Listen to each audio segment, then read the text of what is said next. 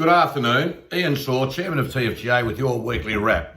Well, back from Bali the middle of the week, and can I report to you that on the plane landing into Melbourne, there was about 3 announcements on the aeroplane about bringing dirty footwear in, food products, etc., and the issue of FMD in. That was 2 or 3, and then off the plane you had to walk through mats, and there was the signage at Tullamarine. So I'm glad to say that there's plenty out there. You would have to be blind, Freddie, not to understand it.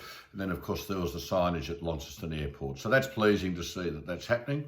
The board also had a meeting this week. It was a board meeting this week, and there's a communique going out to the members through Fast News, and it'll be later on the website for people to look at. So if you want to know what the board are talking about, keep your eyes and ears open for that.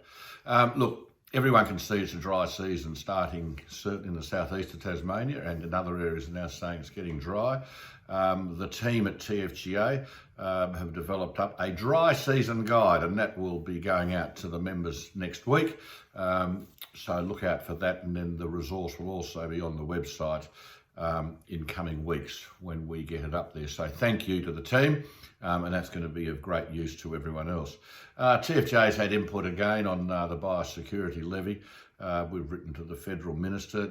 I just beggars belief why the Australian government would want to put more levies on the farmers when it comes to biosecurity, when the farmers are the ones that have to deal with the cost and the inundation of any biosecurity breach that happens. It should be those that are importing into Australia the goods that are hit with that biosecurity levy. I mean, again, it's the farmers that are buying retail, selling wholesale, paying the freight both ways. I don't understand why governments don't understand that. We're the ones we get hit with the levy, and then we're going to have to clean it up if something comes in, and that'll be at our cost, which I just think is grossly unfair.